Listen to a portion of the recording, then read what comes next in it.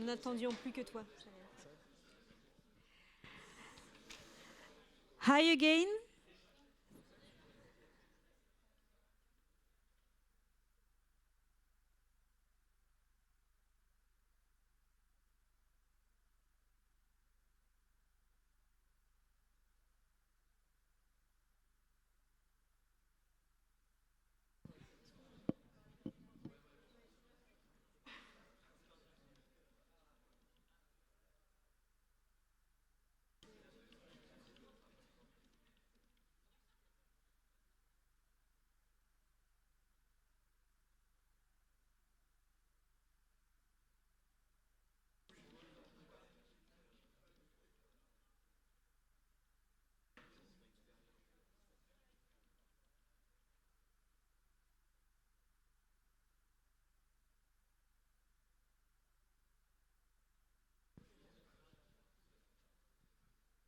So sorry.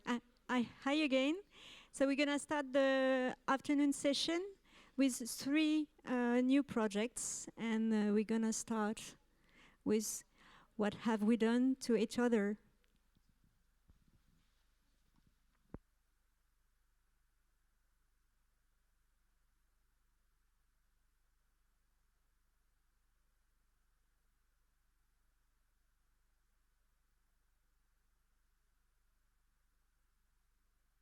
Je pense qu'il est juste éteint.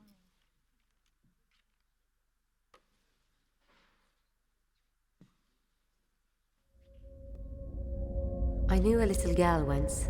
She was creative, she wanted to live adventures and see the world for the amazing and magical place she imagined it to be. But then her best friend died, and all her dreams came crashing down like glass. Suddenly, there was no more laughter for her, no more games, no more wonder. She was a living, breathing, suffering ghost, walking around the hallways of a broken family's house, filled with memories so painful. The only way to protect herself was to forget. But the thing about memories is that they don't always stay buried. And one day, we all have to face our mistakes, our regrets, and our dirty little secrets. It's what this place taught me. Hasn't it, Mia?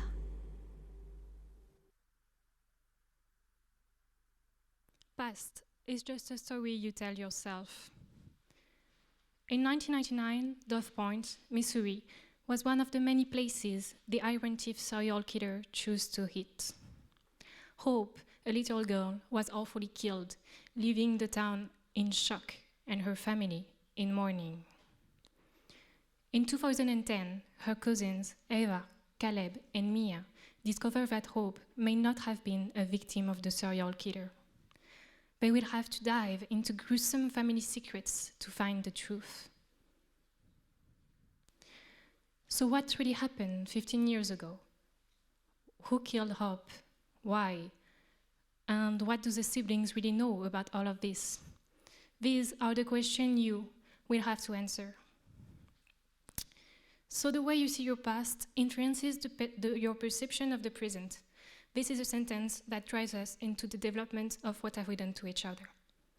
So the player will be able to embody all the 3 siblings with different memories. He will have to investigate in their family past and to help them to remember their childhood. So we are developing an interactive storytelling game which is made for PS5 and which would have a lifespan of 12 to 13 hours if we had to develop it in a whole. So now let's talk more about the Anderson family. The family is living in a house, so all together, and the Hope is the little girl who has been killed at age 8. So her 3 cousins, Eva, Caleb, and Mia, will be the 3 characters that the player will have to embody alternatively, depending on the script of the game. So our characters. This in red is Mia. She is the youngest one, the shyest, and she's the one that is the most touched about the death of Hope. The other character is Eva. It's her older sister, and she's the one that is helping the family, and that is the big pillar of the family. So here you can see the final modeling of Mia. We worked a lot on texture to have a semi-realistic character. And we tried also to make her move with some posing tests on Mixamo to see how she will move.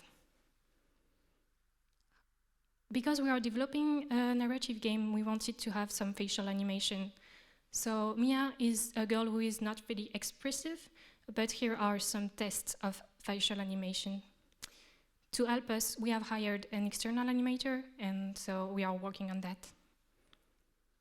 For the atmosphere, the player will have to play in the present and in the past. That's why we have two different ambiances. So first, you can see the present with a color palette which is more dull, because it's the vision of an adult on the world. On the second color palette, you can see the past. So the events in the past are moments which are more nightmarish, but also with really vivid color, because we want it to be the representation of how a child could see the world. So this is Hope's room. It's in this room that the vertical slice will take place. So we have worked in lighting and post-process. We are still working on that, but you can see the room with some of the assets that we already have.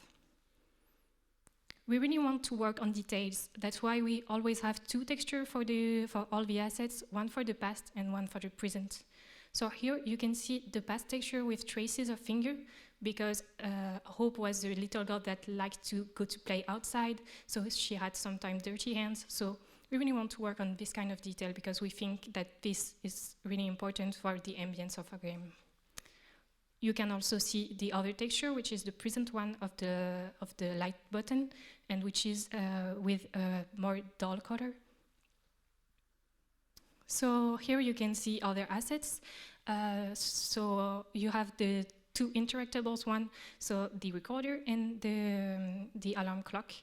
And you can see that we worked a lot on texture too, so we can have this semi-realistic style. For the past now, so we will have two parts of the past sequence. This is the second part of the past. We already worked on the light, and we want to create a kind of nightmarish ambience, but with still vivid color.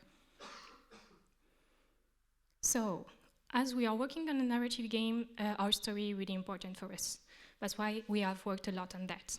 So you can see that we would have 5 chapters if we had to develop the game in a whole. Each chapter is centered on one of the characters or on a group of characters, but the player will always have to play all the 3 characters in each chapter. So chapter 1. The chapter 1 is about Mia. It's where you will call the past into action. So the story begins with Caleb. He is coming back home after leaving, and the family is not really okay with that, but the sisters are happy to see him. So it's a moment where Mia drags the sibling along to try to find the truth about Hope, because she has discovered in the newspaper that the name of Hope doesn't appear in the victim of the serial killer. So she begins to feel that there is a problem here, and she wants to dive further into the research. So chapter 2 is about Eva. It's where you will try to reconnect with your siblings. The player will still have to play all the 3 siblings, so we know what happened to each of them. So at this moment, the proof is not enough to make the sibling cooperate. Eva has a secret life, and she doesn't feel allowed to have it, because she feels like she has to be the one in which the family has to rely. Mia tries to put all of them together, and at the end there is a painful revelation that breaks the balance between them. So chapter 3 is about Caleb. It's where you will smell the lie in your close one's words. So Caleb has to face the family, and he tries to flee before.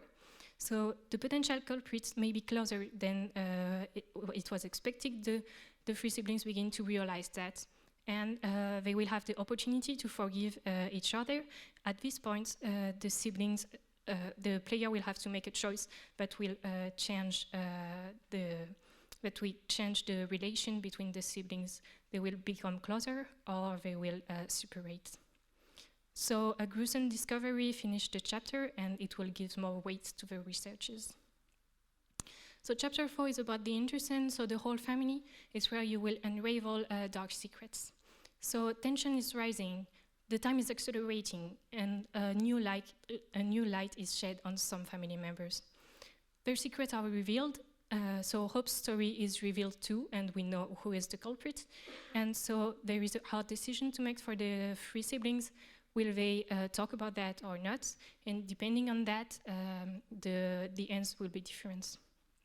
So in chapter 5, we will talk about the siblings. So it's where you will try to control the aftermath. So the story could end in fire, in threat, or take compassion, depending on the choices of the player on the previous chapter, on the relationships that the player has created with the other characters, and on the memories that the player will define.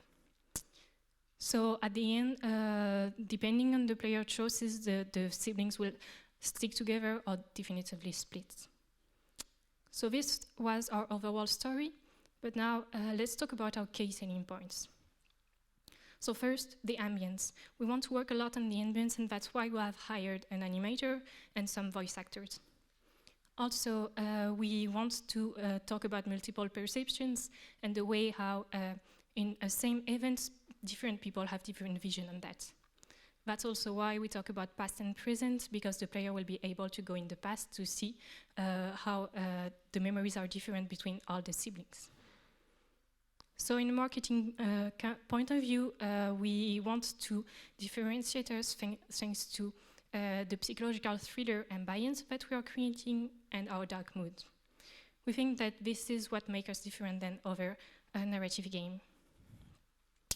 But we are looking really closely to two games of Dontnod, Tell Me Why and Twin Mirror, to know how to have a position compared to them. So about the business plan. If we had to develop it in a whole, it will be a AA production. We are still working on the business plan, but here are the first assumptions that we have. It will be a 4-year production with 40 people for PS5. So we can think about talking with Sony to try to have an agreement, because we already know that they like Counting Dreams to have exclusivity on that. So we can think about Sony to help us to develop it. So now about the production, we still have a lot of stuff to integrate in the game, but we have a great tool that our programmers made to help us. So we have the possibility to create interactive choices easily in Unity, and also an easy way to work with other tools like Cinemachine to create our cutscenes. So now let's talk more about our vertical slice. It will be on the second chapter. So it's the chapter that will reveal some stuff about Eva, but the player will still have to play the 3 characters. During the vertical slice, the player will only play Mia. So Eva, for her part, has an idle life and is caring but distant, and has a caring but distant relationships with the siblings. Caleb is hiding a secret, and he thinks that it's the moment to reveal it. Mia, for her part, is sure that her cousin's death is suspicious, but people ask her not to investigate anymore. So she is still insisting, and this is the beginning of our vertical slice.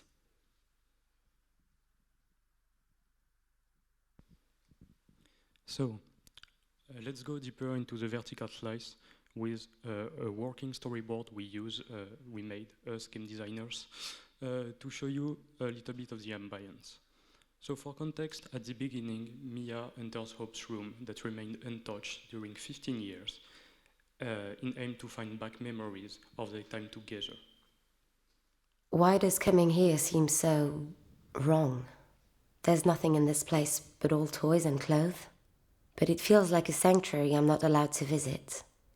Maybe there is a reason Mom and Aunt Carol don't want us to come here. Still, I can't think of another place to look for Hope. Or for her memory, anyway. And when the player is in the environment, he can trigger what's called the memory mode. So while pressing R2, you can see the zone around the player in a way that Mia remembers it. That way you can interact with objects from the past that are not here in the present. Like, for example, this drawing. She used to draw everyone from our imaginary friends to her classmates, even us wearing hero capes and magical stuff. She liked to be the explorer, but I preferred to be a magician. That made us a weird duo. Would she still be drawing if she wasn't?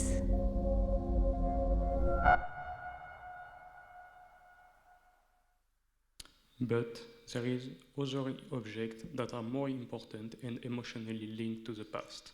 So when interacting with it, the player can go into the past sequence that we talked about earlier.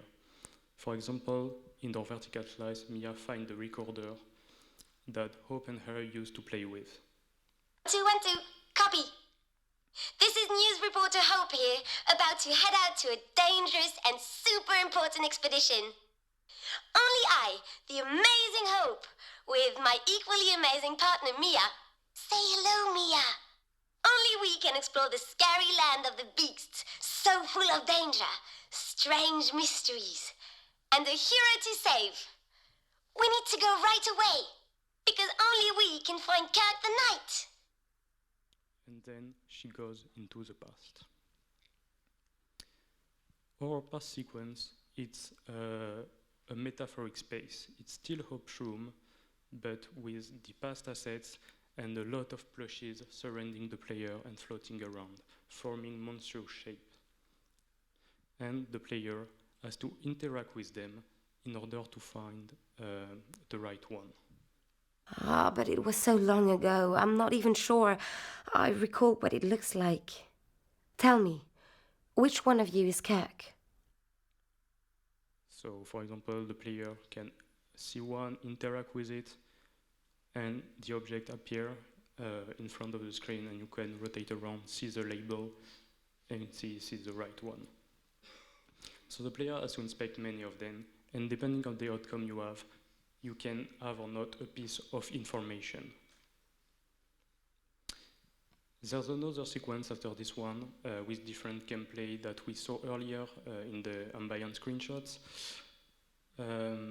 So the result of the past sequence will depend on those two parts. For example, I can't. Why do I have the strong feeling that I missed something really important? What more do I have to remember? And when it's finished, Caleb will call Mia on her phone. Hey sis, listen, there's something I wanted to tell you. I must tell you. I mean, if you have time, maybe I can pick you up so we can talk somewhere. Caleb? Yes? Is everything okay? You sound weird. I don't know. I feel sick. What do you mean? Hey, Mia, are you crying? Is everything okay? Are you hurt or... No. It's my head. I keep remembering things and they don't always make sense. Calm down. Breathe slowly. I'm here for you, okay? Tell me, what kind of things don't make sense? So thank you. And if you have questions or want to test our prototype, don't hesitate to come upstairs.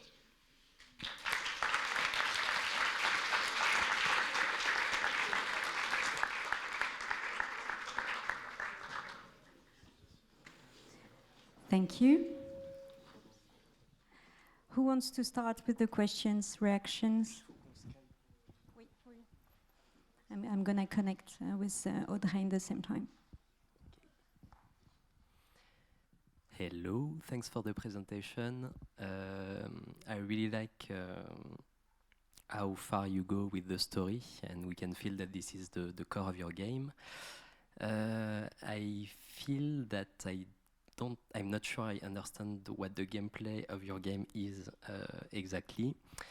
Have you planned, for example, to work? I think the really interesting feature is the R2 feature that allows you to saw the past around you.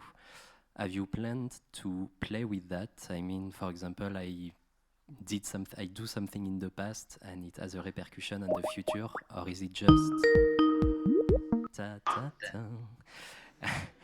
or is it just a way to go in the past and know what happened in the past, but there is no interaction with it?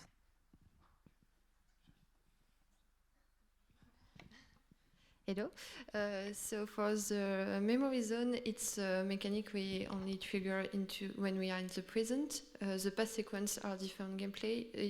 The memory zone is a way to summon the past into your present area, and it allows you to see things as they were. So to recall, there used to be this object, or this person behaving this way in the past, and so it can lead you to a trail to follow, to find new hints and a new part of the story.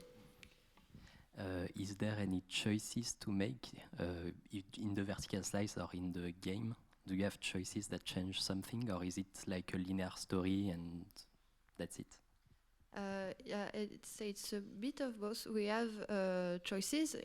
We have several dialogues mechanics that ask for the player to do choices. For example, we have an investigate mechanic that is a dialogue with other characters, but you have like several games, you have a pool of questions you can ask, but you have some points in any case you can never ask all the questions, so you have to choose what you think is most pertinent for what you think could help you for the future. We also have a meaningful choice and at first, sorry, we have casual choice during dialogues that can influence relationship status between two or several characters. And we have meaningful choice that impacts the stories. The most important is the one in the chapter 4 that brings you in one of our three main different endings, and each of those endings are several tweaks depending of your relationship with NPCs or other playable characters. Okay, thank you. Just to say, the presentation is really cool, but I think you are not developing enough about the gameplay side, so don't forget about it. Thank you. Hello, thank you for the presentation. So I have one question on I'm not sure it's a question, the second one. So the question is something maybe I have not understood. Your first slide says you want to know how Hope died, roughly. And in the 5th chapter, I think, the important question that seems to be raised by you guys is, will the siblings split, or will they stay together? So I'm a bit lost. I thought the objective was to find Hope's killer, or how she died. I guess there is a link somewhere, but in your presentation you show two aspects and it's not very clear. Okay. We learned the truth about what happened to Hope in the chapter 4. At the end of chapter 4, and so we have a difficult choice to make, and the chapter 5 will be all about how this choice will impact your family relationships, and how you will try to keep the harmony, and sometimes it will be kind of easy, but sometimes it will be really difficult, because making the choice you made with the truth, some characters may not agree with it, and so it will be really like, okay, we have the truth, it's difficult, I don't know how to handle it, and so I will try this, but how many casualties will it cause to my close one? It's a kind of follow-up. The fifth chapter is a follow-up of the fourth one on the consequences. Okay. So the second one is maybe not a question. Sorry, I'm not very familiar with this type of games, so sorry for that. But I played like Edith Finch, and it takes quite some time to develop a character and to learn the character you're playing, to learn about his family, but also to learn about yourself actually. And you become the actor. You really like become the character you are controlling. And here, since you guys are like switching from one to another, they all have their own stories, they all have their own motivation. How can you ensure that the player knows where he's at, where he lives, changing from one character to another, from one motivation to another on 3 times? It's a gymnastic that is quite demanding, I think, for players to project themselves. All the more like in first person, you don't see your physique appearance. How do you intend to manage the player full, into the character atmosphere? We'll try to do it, taking a bit of our time in the first episode to present the characters. And also, I think the main way we will convey their different personalities and motivation will also be for each of their past sequence, as they have all different feelings about their past time. Like Mia is kind of traumatized, but we have Eva, which thinks about the past like a nostalgic time. She would like to relive in some way because it was a time where she had not that much responsibilities, and so the ambience will be different for her than for her little sisters. So we kind of count on that. You expect players to project themselves quite easily from one character to another with their personalities and history and life. It is your objective anyway. Yeah, for the meaningful choice, we kind of have a hierarchy between the 3 main characters. We have Mia, which is a bit more of the center of all the events that are triggered in our story. So the most impactful and most meaningful, like the choice in chapter 4, will be done with her point of view. And yes, I kind of lost my way of thoughts. I'm sorry. Do I answer a bit of your question? Yeah, no, but honestly, I don't know if it is a question. I'm just wondering how you guys do. Yeah, I can say for sure because we didn't develop the whole game and didn't test it. So, and I think it will depend of each player too. So yeah, it's a difficult but interesting question that I don't think I have a clear answer for that. And well, I have the mic, so I have a last one. Your last slide, you have a kind of a cinematic or a cutscene, or you have like Mia crying for help with someone else, and it's the same. I'm not very familiar with the type of game. So the player like really lose control of what the character is going to say actually, because it seems like the dialogues are already written. Do you have a choice? Does the player do a choice that triggers this cinematic, or he just becomes spectator? When he was in first person, he was the main actor, and he becomes spectator of someone saying something that he does not control actually? The last sequence with, so the last slide, can we maybe, yeah. This part is in fact a dialogue sequence where she... you have choices. Yeah, you have choices, and you have also to make a theory about what you think you understood of the memory you recollect or not. Hi. Small question, sorry, about the music. It's like a movie with interactions, okay? So hey. You don't talk about music. What is yes. Fact is, I'm not a musician, and I didn't do it for the moment. I did like some examples and moods, and I prefer to focus first on the voices because it's a big part of the game and on the sound design. And we discussed it, but for the music, we want to do something like you can hear in the game Limbo or Inside. So a blend between the sound design and the music, something that is more like a soundscape or like sound commas. Okay. My second question. There is a graphical difference between present and past. Yeah. Do you plan something for the sound to have a... Yes. It will be not in the assets themselves, but in the treatment of the sounds. And what do you plan for the treatment of the sound for the past? I'm working on it. Okay.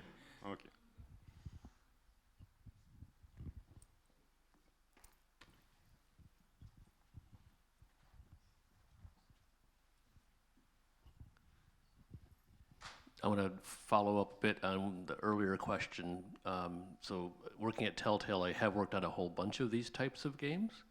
And the challenge that you've set is really interesting, because normally we always pick which character you're going to play, and we keep you in that character the whole time. And so you've actually taken on a brand new approach to an existing genre. If you do it well, it'll be great. You're right, that is the challenge, that getting the player to understand whether they are supposed to be the character or whether they're an observer of these characters. So think about where you want the player's emotions to be. Do you want them to really play into that role they're in every moment? Or is it, I'm an observer and I get these little, like I'm like an investigator who's gathering a little bit of information from each of these characters, but I'm not the character themselves. So that's more of an observation than a question. Now, my question is related to the other set of questions, the mechanics. You've got dialogue choices, yes. You've got in-game first-person motion choices. Third person. Oh, third person. Okay, I heard first person over here. So third person. Okay, that'll help a lot. But is there are there environmental actions that I can take that branch the narrative, or is it always through dialogue choices?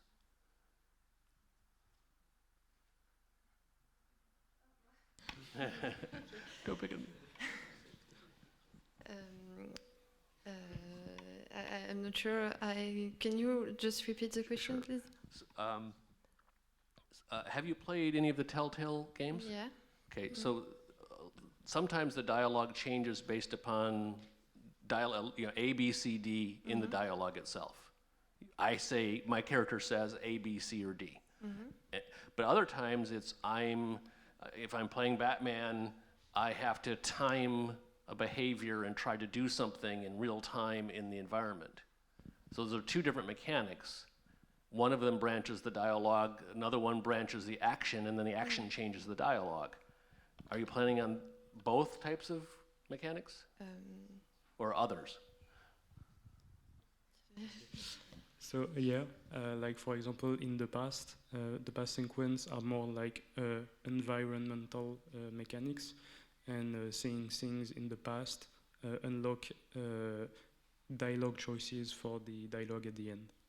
Okay, so because I didn't understand, I think that tells me more about what you were going for. Okay, thank you. Thank you. Other questions? Remarks? Yeah. Yes. Hi, I have a question. I'm a bit lost on the target, because you say you are dark mode, like on the top, right of the dark mode thing, with a very, very, very broad mechanic, like Telltale games.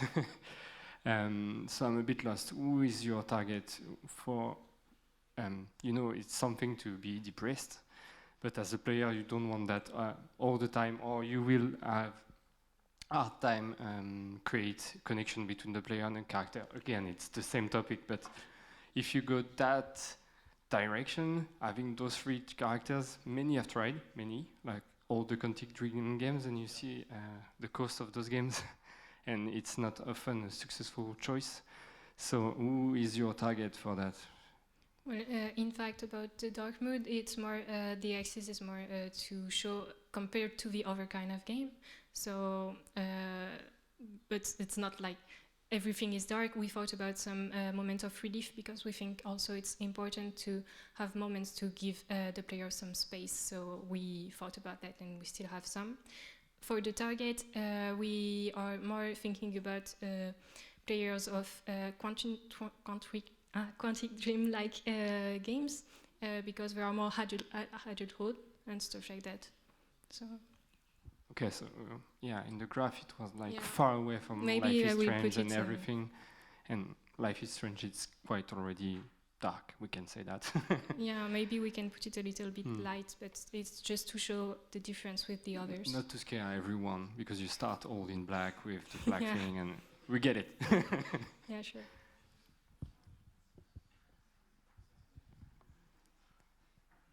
Other questions? Audrey, I don't know if you hear us and if you manage to follow. Yes, I'm here. So do you have question? No, I'm good, thank you. Okay, thanks. So in the meantime, some other question, comments? No? So let's thank again the team.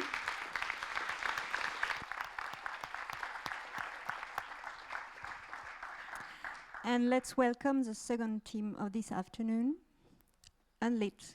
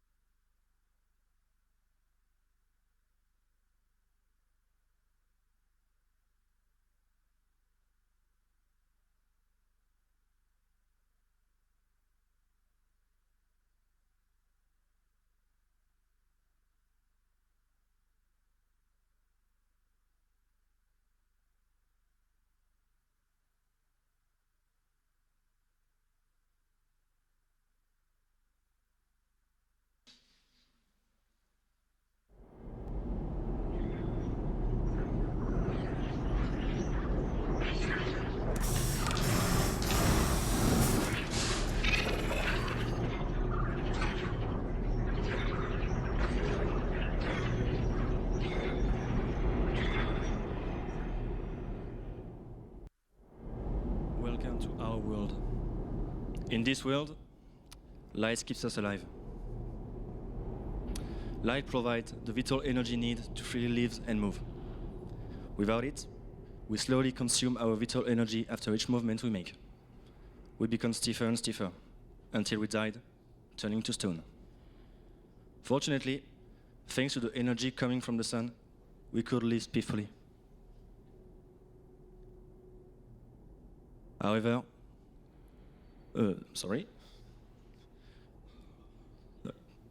However, the day the sun suddenly reached his end and sent its last ray of light, everything changed. Light was no more. Our land were covered with nothing but darkness.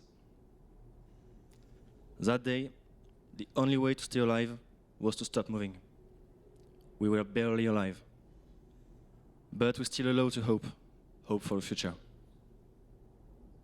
One day, a mysterious source of energy bursted from the ground. This source provides us the precious energy we need to move and live again. Our new sun came from the ground, and we called it Ember. From that point, the last survivors built the civilization around the Ember source. To do so, Ember was slowly industrialized, and an Ember network was built throughout the city, supplying energy all around it and maintaining us alive. A new future was now possible. But now, our society was now fractured into two different places. The first one, the lit places, where Ember energy allowed beings to live. And the second one, the unlit ones, where no one knows what's remaining. In this context, you are Rin, a former very experienced pathfinder. Pathfinders are a group of heavily trained explorers able to reach any areas of the world, even the unlit ones. With that cutting-edge equipment and impressive physical performance, their main mission is to find if any traces of life are still remaining in the rubbles of unlit zones. The second mission is to expand the Amber network, so beings can settle in previously unlit areas. However, one day, without any explanation, a whole sector of the city suddenly experienced a blackout. The place was void of light and hope, once again. As Rin, you feel the need to put on your pathfinder suit again and go there to help any remaining survivors and reactivate the Amber network.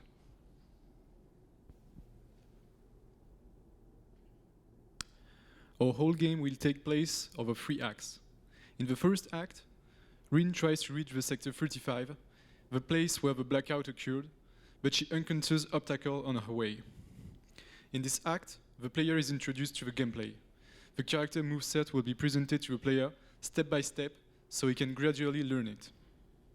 The vertical slice takes place at around 70% of this act. During the whole second act, Rin restores the Amber network in this sector. She also discovers that the place is occupied by unexpected enemies. In this second act, we will introduce enemies and stealth mechanics. You will either have to avoid the enemies by stealth or run from them with our platforming mechanics.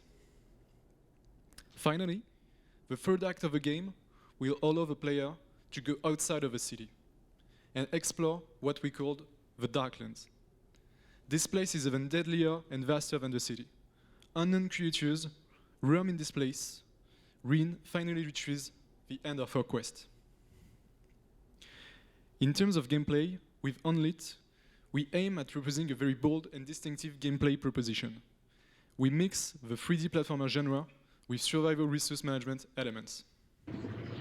On one side, our platforming mechanics allow the player to fully explore the environment thanks to a wide range of movements. With jumps, double jumps, wall runs, wall jump, dash, and ledge climbing, Rin is able to reach any part of the environment. Inspired by 3D arcade platformers games such as the Prince of Persia trilogy, we are working to make the control of our character as tight and responsive as possible so that everyone can enjoy it. Thanks to procedural asset generation with Houdini, we can easily prototype and iterate to create an interesting world that fully takes use of the moveset of our character. With it, our graphic team is building a gigantic world that the player can explore. Here is a picture of what the environment looks. Additionally, we put the emphasis on our third-person camera. Thanks to a distant camera from the character, we give to player a large view on the environment. We want them to feel immersed in this universe and give them a feeling of depth and immensity while looking at it. On the other side, in addition to our platforming mechanics, our game proposes a challenging resource management component. Every move the player makes consumes a part of their energy bar. We decided to separate players' energy bar into 4 different life bars. You have your feet's energy bar, which is consumed after each jump and double jump. Your legs' energy bar is consumed after every wall run, wall jump, and dash. Your arms' energy bar is consumed after each ledge climbing. Finally, your back's energy bar, the most important one, represents your global health. It is slightly consumed after every movement you make. If your feet, legs, or arms' energy bars are empty, the moves associated with this bar are still available. However, they will consume way more energy from the back's energy bar. To represent the remaining energy in each bar, we decided to have a color code. The color goes from blue when a bar is full to red when it's empty. It allows the player to know how much energy they have left for each move. When your back bar reaches 0 energy, it's over. Your character gets statified and you die. Fortunately, there is a solution. Charging stations are dispersed throughout the environment. Relics of the past life of these places, they still contain a few amber energy in it, enough to refill your energy bar and continue exploring the environment. To survive, your main challenge will be to go from amber station to amber station to refill your energy bars and avoid dying. Our intention behind this game mechanics is double. On one hand, we want the player to feel under pressure. We want them to be afraid of dying, afraid of being transformed into a statue. On the other hand, because of this energy restriction, we want them to carefully plan every move they make. We want them to optimize as much as possible their energy consumptions by saving the number of moves they make. In Unlit, the management of your energy, and thus the management of your movement, is the key to progress in the game. In order to highlight our two main gameplay mechanics, platforming and resource management, we are working to propose a challenging and coherent level design. Every level of a game will propose an open-ended level design with various ways leading to the same objective. Thus, the player will have to decide which way to take depending on how much energy they have left. We want to reassure you. We are aware that mixing platforming mechanics with a movement-based resource management system is very, very risky. However, we are working very hard to find an interesting and challenging balance between these two components. To do so, most of our efforts are now concentrated on the level design. We are convinced that having an open-ended level design, allowing players to reach their objective by different ways, is the solution. Moreover, we are convinced that our platforming mechanics are enjoyable enough to compensate the inventory's frustration coming from players' death due to energy shortage. In terms of development, we plan to develop the game in around 24 months within a core team of 30 members. We plan to have a 15-hour game duration. We wish to sell the game primarily on PC via downloading on Steam, GOG, and Epic Game Store. Then in a second time, port it on Microsoft and Sony consoles. Our game price will be at €30 at launch. We estimate the development cost at around €5 million, our break-even point at 250,000 copies, and our sales objective, 400,000 copies. In terms of positioning with its competitors, since Unlit mixes platforming gameplay mechanics with resource management elements, we tend to have many different competitors, but not on the exact same market position. For example, Subnautica and Outer Wilds have strong survival mechanics mixed with exploration, but no platforming at all. On the other hand, a game like A Hat in Time, Mario Odyssey, or UK Lady have very strong platforming mechanics and exploration components, but no survival mechanics at all.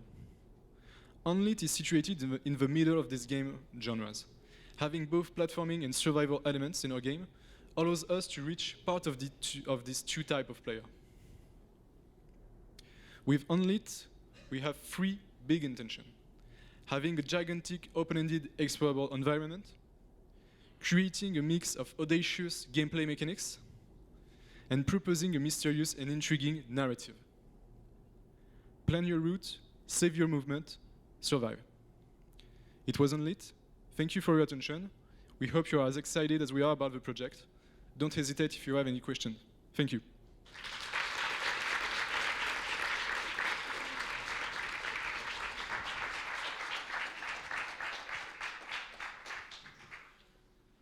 So, questions, yeah. Hi, thank Hello. you for the presentation. I'm Kevin, I'm lead level designer at Asobo Studio. So I'm glad that you are talking about level design, of course. It's a great challenge, as you said, what you're tackling. For me, the big question will be how do you ensure that each player that will explore this open-ended level design will have kind of the same experience, because you're still a linear game, as far as I understood. Yep. That's fine. How will you ensure that each player will have a good experience and not just find the optimal path and that's it? Okay. How will you create something around this optimal path? Okay. So the thing is, I'm the producer, so I will leave the question to my game designers. Hello. So about the level design, we're aiming at bringing two kind of rhythm in the game. So one part where you basically still have quite a lot of resources, and so this kind of rhythm will take, let's say, 60% of your platforming experience. And then at the 40%, when you're starting to missing a resource, that's where when you're going to start to actually try to plan your movements and all. So an experienced player will start to plan at the beginning, but a casual player will have some time to explore and play around with the game for at least 60% of his resource managing, and then will have to really take care about his movements. So about the kind of experience for different players, the level design is aimed to be open, yes, but still with a linear objective. So each player might have some difference and variance in their paths, but in the end, they're actually going to meet up in the same places each time, and so it's not going to be that much of a difference between one player and another. Okay, thank you. Follow-up question. Is there an incentive for the players to not go directly towards one path? Okay, so let's say that they're actually not one, like there is one path, but there will be different objectives. And for example, in one big room, you will have to, let's say, push 3 buttons. So you will have to push each of these buttons, but no matter the order. And the order you'll be taking will be directing other paths. Like for example, if I push the one first, I will have some options that will be opened with the first button that will not when I push the second one first. So that's the kind of differences, but there will not be such a different paths in the level design. Okay, thank you.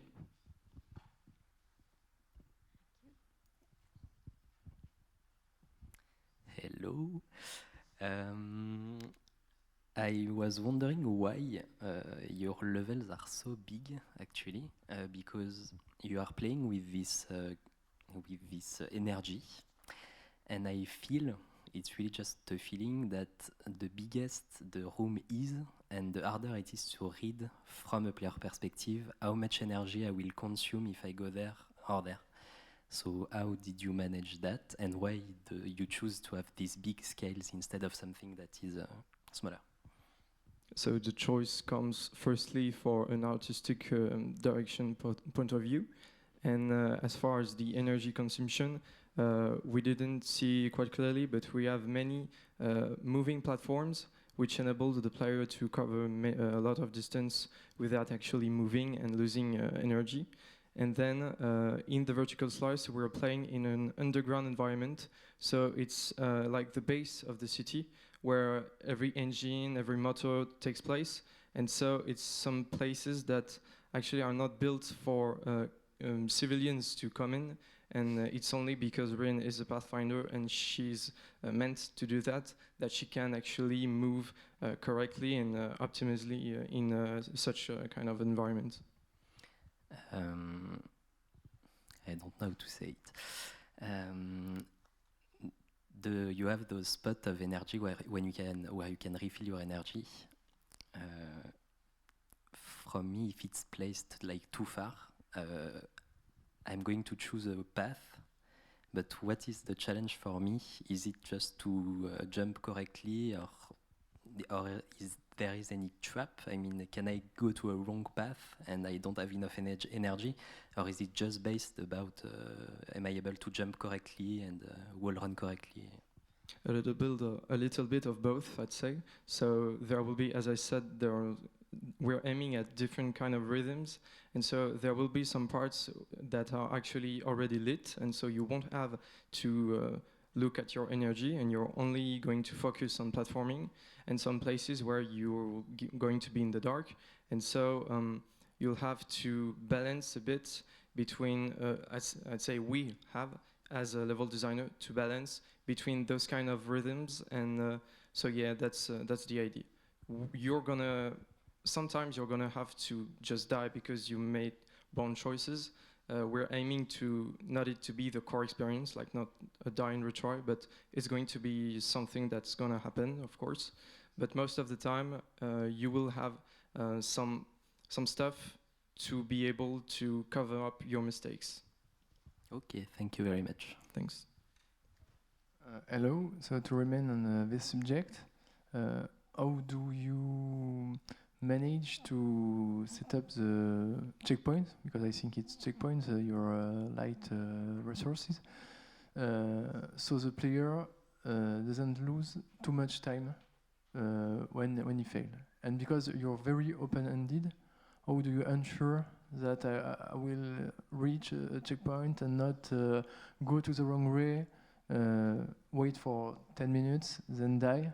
You said you don't want a die and retry. So what is the length between checkpoint and in an open environment? How do you set up these checkpoints? So the checkpoints won't be that far from each other. We're aiming at, let's say, 2 to 3 minutes each. So you won't, if you die, you actually won't lose that much of a progress. And it's going to be much as a learning experience, since you encountered some paths and then you know which were the right ones you chose. And then I'm not sure, did I answer your question correctly? Or kind of, and how do you ensure if it's really open-ended? Do you put a lot of checkpoints, or how do you guide the player? Yeah, that's the idea. We're going to put many checkpoints, and for the guidance, we have a color code, so you could see in the presentation. This kind of green-blue color is the amber color, and it's going to be very very affordable. I'm not sure if the word is in English, but yeah, the player will recognize it easily and is going to be attracted. And so every time you see this color, you know you're going to be safe and you're going to reach a checkpoint if you go there. Thanks. Thanks for the question. This is not really a question. I just want to congratulate the artists and the programmers because the animation is very good, the design is very good, and I think you make the good choice to put the visual on the same importance that the game design, because we can see your work in the movie, and it's good. Thank you. Thank you. Oh, that's another question too. Thank you for the presentation. Like one quick question. I like the game because it seems that you have different approaches on. It could be played very differently. And my question is quite simple. Why no consoles at launch? It looks like it could be something that is fast-paced and played with a gamepad. So. Very down-to-earth reason. Our main development, our main build development is on PC. So the thing is, it's always a bit difficult to port a game from PC to console. So it's a way to secure and having, it's a way to secure. We sell the game first on PC and then we port it on console. Maybe by outsourcing it. Maybe we can do it ourselves. We don't know. So yeah, it's a way to lower the cost of the development of a game to only release it on PC at launch.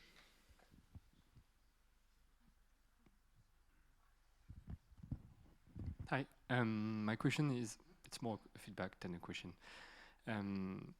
The game is based on traversal mechanic, building up a kind of flow state, but what you are saying is the most optimal way to approach the game is to use everything that moves for you instead of moving yourself. Yeah.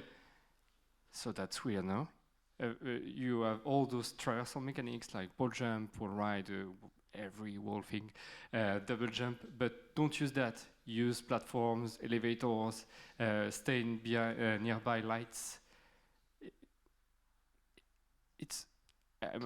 I don't know. It's something in the concept. Maybe there's something to find in the way you approach checkpoint. Maybe like moving through a checkpoint is building up your energy again, not staying nearby or staying on a moving platform. Build up your energy. Use those mechanics to refill instead of just do nothing.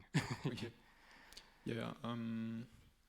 Our game is a little bit inspired by Death Stranding, and in Death Stranding you have a mechanic where you can create roads, and your vehicles have batteries, and when you are on the road, it doesn't consume any battery, but when you go out of the road, it will consume your battery. So we want to have a bit of the same mechanic where when you go out of the road, you take risk because you will consume your energy, and so yeah, you have a risk and reward because you will find interesting stuff out of your main road, but you still have this way that will allow you to quite make to progress a little bit further.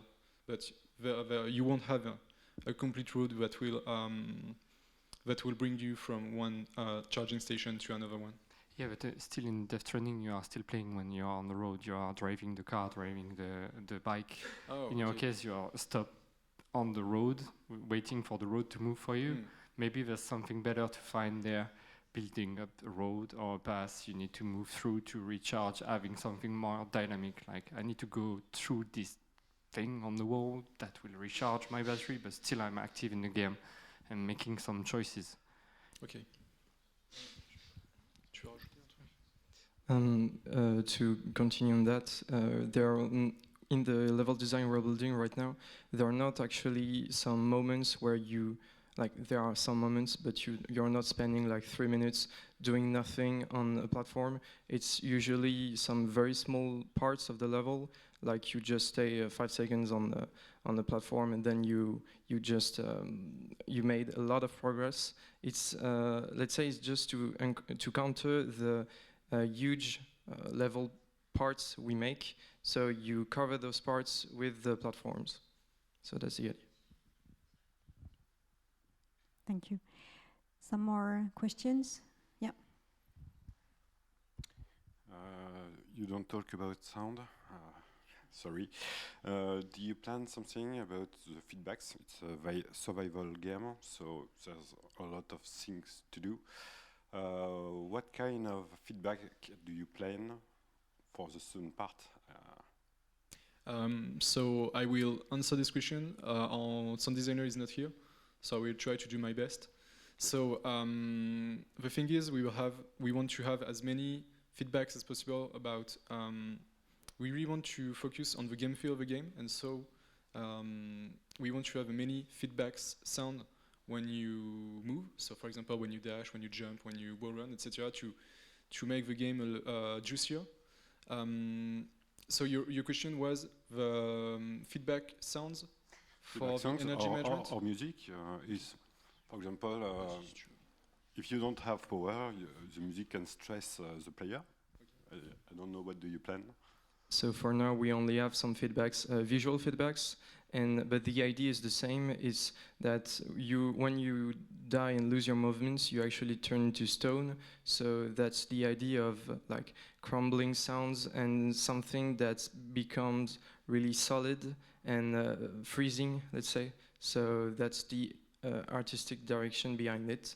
But yeah, unfortunately, our sound designer is not here to tell you more about it. Sorry. Thank you. I don't know if Audrey is hearing us. Maybe not. Other questions? No comments. So let's thank again the team.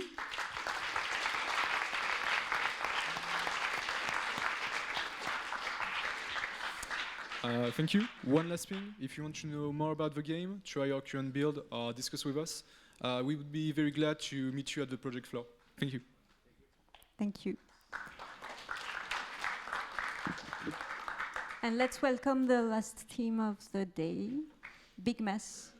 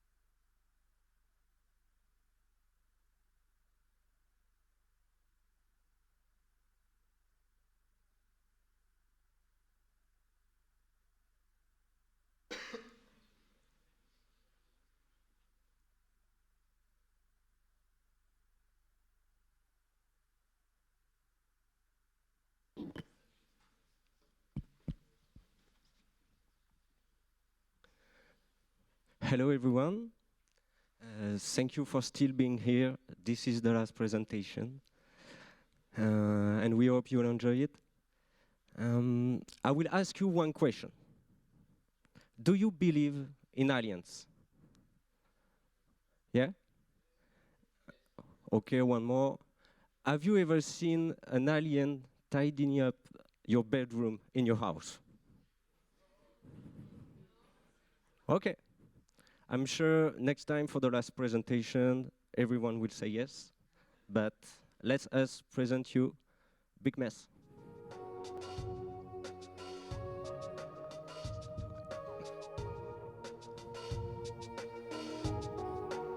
Yeah, thank you. In Big Mess, you are an alien playing with his friends, but as you can see, you are not playing with the same toy than us. You are playing with the earth.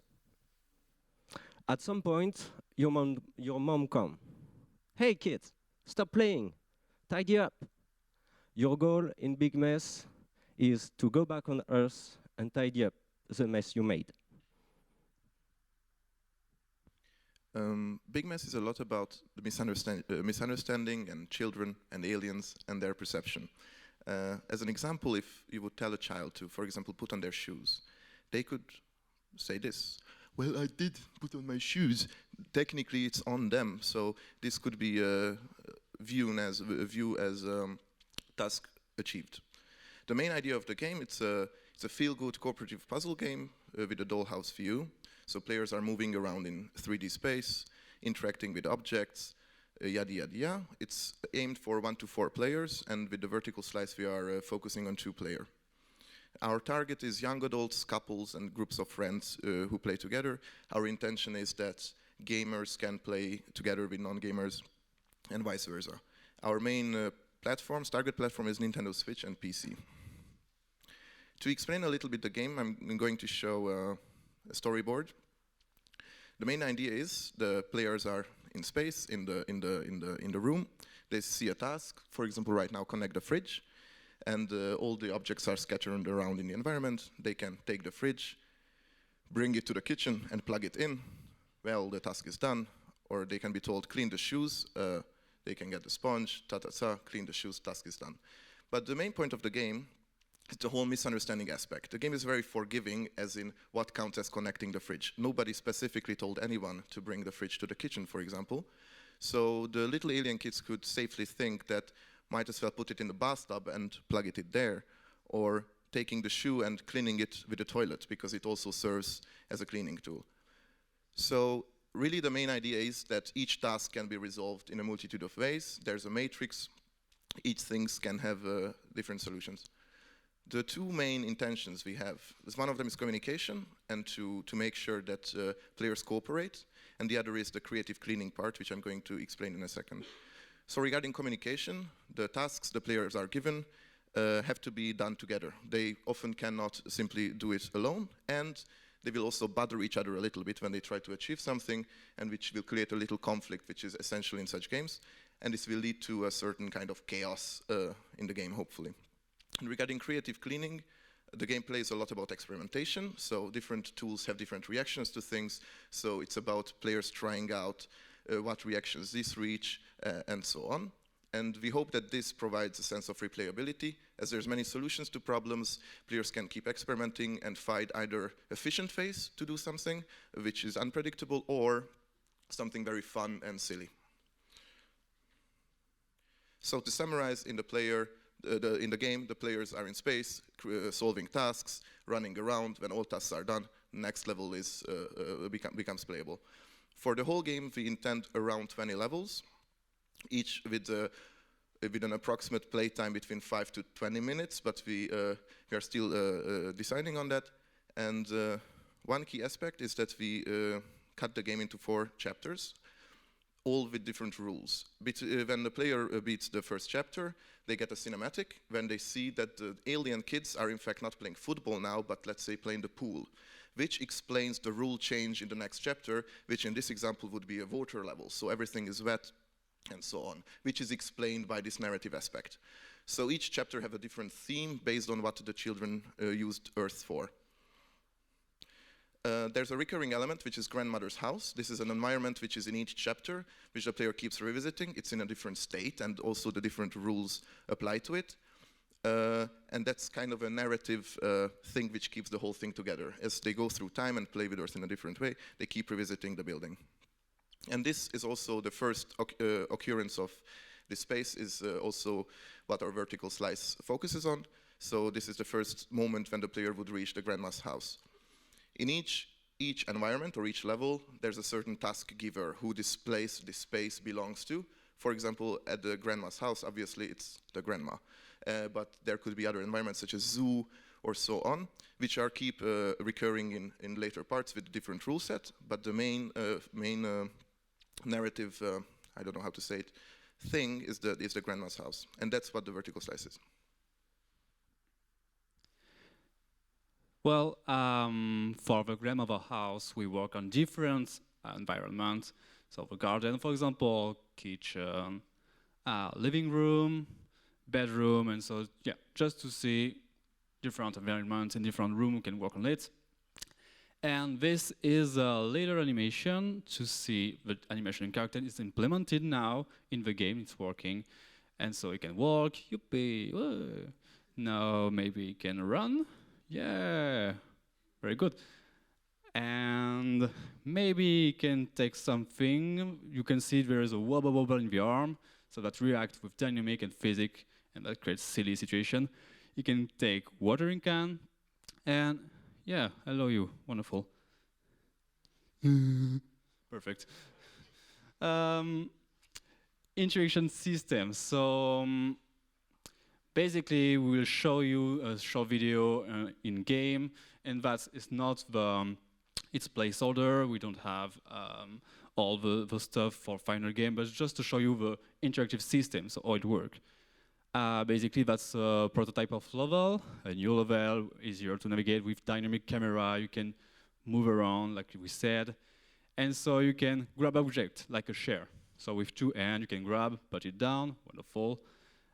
You can grab with one hand, small object like a mug, and so you can throw it. Yeah. Oh. The second player takes the pumpkin like this, and he tries to cook on the oven, but the oven is not plugged. So the second player takes the oven.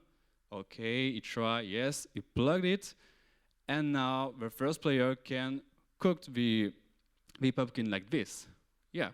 And the second player takes another tool like a sponge, and he will wash it like this, and now it's washed like it's vegetable. If you wash with water, it grows up because it's vegetable. Yeah, we think about it a lot. And our radio, so...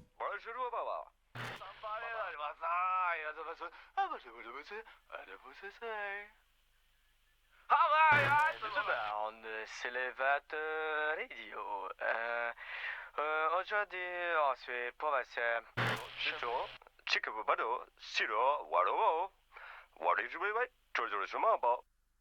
Okay, you heard. So basically, you have casual interaction in the game. You can, like a lamp, you can turn it off or turn it on, and that's the same for radio. You can switch between different radio stations. We plan in the game you can do this for a lot of objects. Let's talk about the task and the task system. So we thought for the cooperation thing to suggest to player like batch of tasks, group of tasks, like 3 tasks like this. So you have 3 tasks, and so you have to cooperate and organize themselves, yourself to make the task. But the thing is, you have to finish all the tasks at the same time to go to the other group of tasks. So in this case, you have 2 tasks done, but you can undo a task because accidentally you want to help, you have a good intention, but you made a mistake, and so accidentally you undo a task. But when you finish all the tasks and when the task is done, you go to another group of tasks. That's it.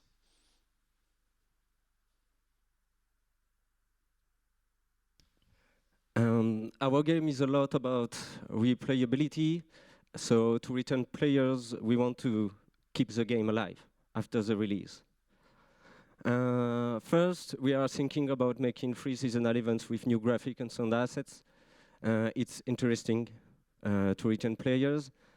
Then, as our game universe is kind of funny and silly, still with this idea of live producing, we want to build a partnership with well-known IPs such as Simpson or Rick and Morty to allow the players to play inside the Simpsons house. We told you at the beginning of the presentation that we plan to release the game on PC. And as all your friends don't live next to your place, for a couch co-op game, it's a big problem. That's why Steam Remote, it's a good opportunity for us, and that's why we are aware that we can't miss the Steam store. Then Twitch. Our game fits with Twitch because he is highly replayable, player encounters silly situation, and also physics provide unexpected situation. We will provide to the viewers our internal task tool to make the viewers able to use it in the Twitch chat, so they will be able to create missions live while a streamer is playing. An example. So the viewer will be able, for example, to create this task. Player 1 has to wash the Charentaise in the kitchen, but you can imagine a lot of possibilities. For example, move the chair in the garden. Player 2, wash the cat in the room. Both players, let's cook the pumpkin in the kitchen. Or burn the cat in the... No, that's not cool. Burn the Charentaise in the garden. After all of that, we want to share our vision with you. What kind of game do we want to make? First, we want to make playful and toy-like games, sharing with players funny experiences, even if they don't play the core gameplay. Secondly, accessibility, easy to play and easy to understand. Our games must be playable by non-gamers as well as gamers. Then, we want to gamify everyday life actions and events, like a game about tidying up things. This is what we do with Big Mess. So, to recap, Big Mess is 3 things: couch co-op game, playable with non-gamers, and experimentation with objects. Thank you for your attention.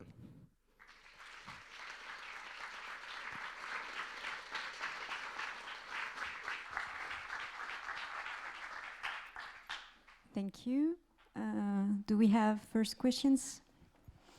And I will try to reconnect with Audrey in the same time. Hello, and thanks for the presentation.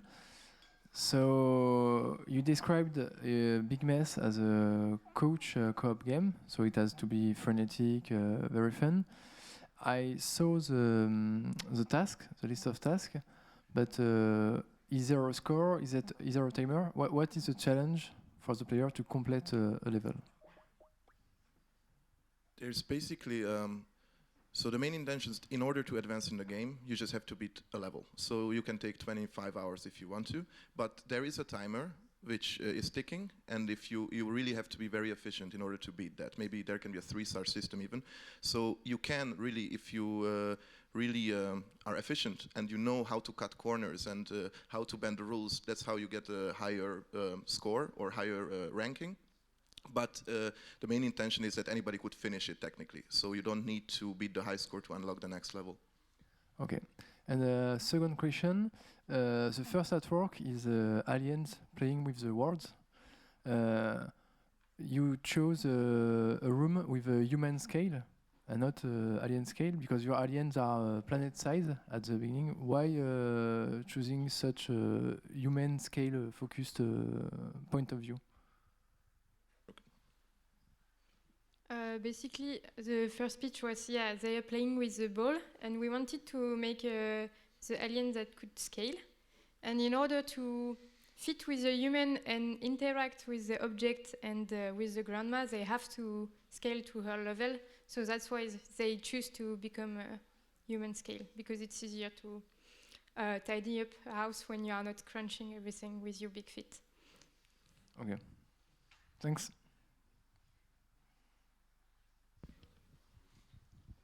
Other comments? Hello. I guess it's a long time you have not seen aliens. They don't have 2 legs, 2 arms. Those are human disguised. The question about like the gameplay and the collisions. Do you have like collisions among like the characters? Do you intend to have that? And is the level design driven by guidelines? In a sense that I was looking at this big couch. I was imagining that we could carry the couch 2 players, but do we have like the doors that allow to do that? So how far is the level design guidelines, and do you have collisions among the players? There is collision, and we hope that you can also perform certain actions on the other player, like cleaning them, which was suggested to us recently, which was cute, so we plan to do that. But there is collision, and there's many objects. There's basically 3 kind of objects in terms of size or weight, which is immobile, carryable by 1 player and carryable by 2 players. So that there are certain objects which require 2 players to carry. So they have to, like when you are moving out from somewhere and try to bring a piano through a door, it's a pain in the ass and you have to keep talking. Okay. And you already have some prototypes of those objects carried by 2 characters? Not yet? No, not yet. Okay, it's the next one. Well, that was basically my question. Thank you. Because you are focusing on co-op, etc. Obviously, you are inspired by Overcooked or even Tools Up. You are looking it up. In Overcooked, there is no direct interaction between the player. You pass objects between player and you collide yourself. Your game is, you aim to focus on the co-op aspect, but all you have shown us in the prototype, in the task, even the tasks themselves, they do not show this cooperation. Like you were showing the video with the microwave, but it's just 1 player moving the microwave. He could also have brought the pumpkin afterwards. You know what I'm saying? It's like, show us like the co-op. You aim for co-op. I want to see it because it's the part that I'm the most interested in. So that's it. Thank you. Thank you. Other reaction, comments, questions?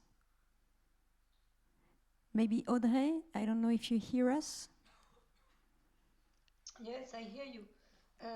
Yes, I still think there are quite some similarities between this game and Moving Out.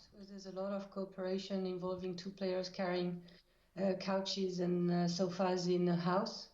But I think the twist on having tasks to be done by given by the community or crazy tasks that involve sorting the room can still create a different kind of fun.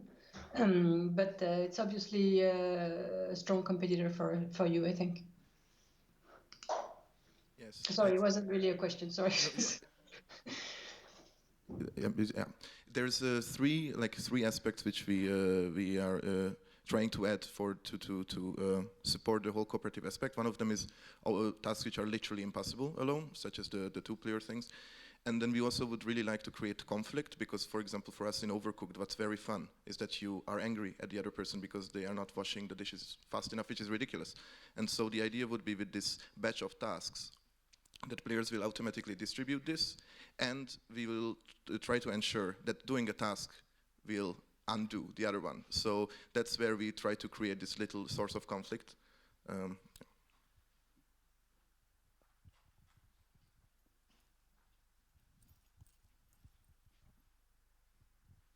going to step into an area that I don't normally touch. Music and audio. This game screams out for really cute, charming treatment. What are you going to do there? What's the plan? I didn't hear it. I didn't get a sense of it. Yes, I think you're right. The goal for the moment was to focus on the radio system interaction, which took us a bit of time. We just finished recording new voices in like some language you can't understand. So there will be this radio that you can interact with. The idea was to, like, when you are cleaning yourself, your flat and stuff, you put a record or radio to go faster and make it more fun. The other big part is all the sound effects, which are currently in project, and it will be the core sounds that we can have in the game, because it will add good feedbacks, cute stuff, and I really hope we can make the player remember the game by the sounds, and I love the sound of that stuff, I'm going to keep on doing that. It will annoy the other player or something, and so, but all the SFX are not done for the moment. It's still work in progress.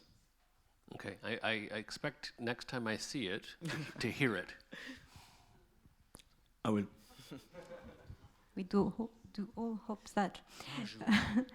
Some other questions, comments? Oh, come on. We still have some time, yeah.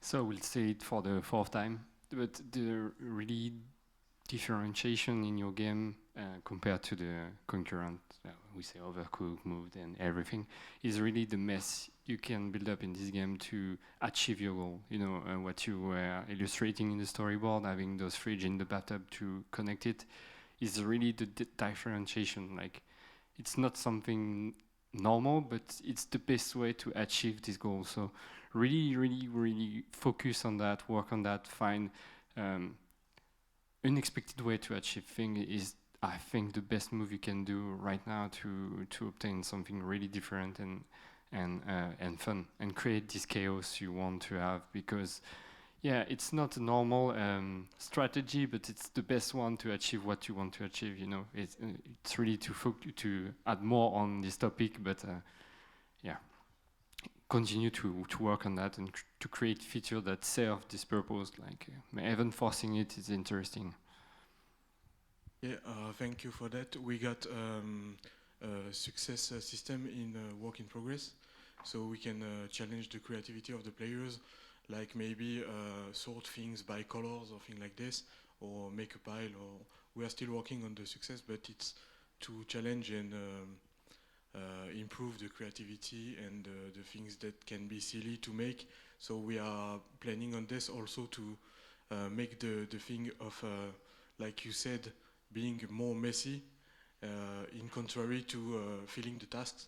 So it can be sometimes, if you want a success, you will have to sacrifice a task and come into it after again. So,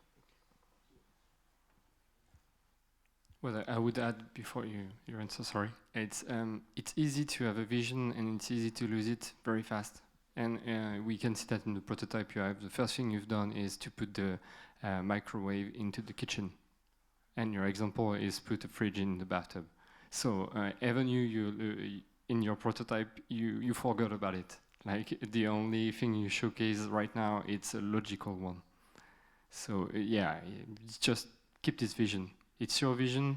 You need to stay on that and focus on that, because it's really the differentiation you have compared to the others. That's 100% fair. That was a silly move. Basically, there's a system in place which is actually put in there. It's not there, which we didn't mention. Is each event, each action you do, creates a series of events. So actually, this is right now. There's an issue why it's not right now there. But basically, if you do a certain action, this has 5 different things which happens, which helps creating this feel of unpredictability. But yes, it was silly to put the microwave in the kitchen. No, but it's just, we do that all the time in game development. We have an idea, but we go for the easiest way to achieve it, and we forgot why we are doing that. So don't do that, please, because it's a good thing, and I don't think having achievement is enough to push the player to be smart and find those not smart at all things you want to do. Thank you. Thank you. Some more questions? I have the impression that you won't all go up, see the students at their workplace. No regrets? Okay, so let's thank again this last team.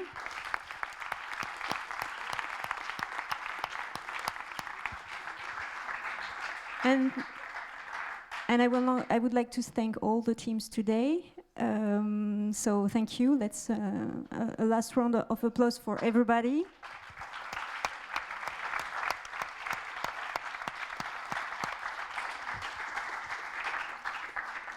I also would like to thank the technical teams who helped us against the machine and against the system. So thank you, Florian. Thank you, Javier. And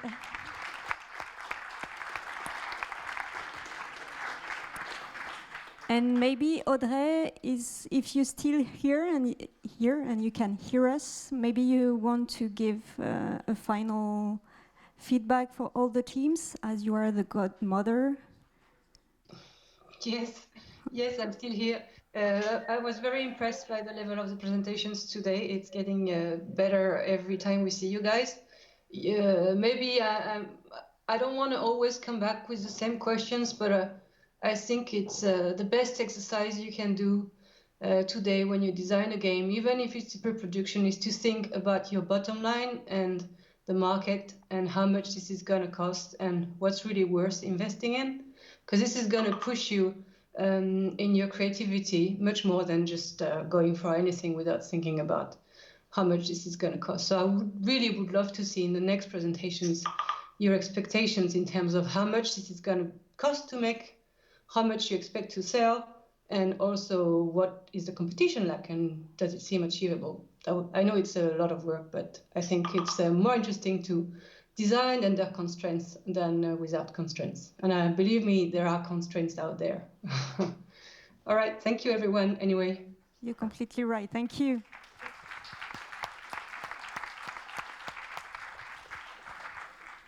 Once again, thank you for the jury as well, and we are expecting your feedbacks. I know you had also technical problems, so I'm sorry for that.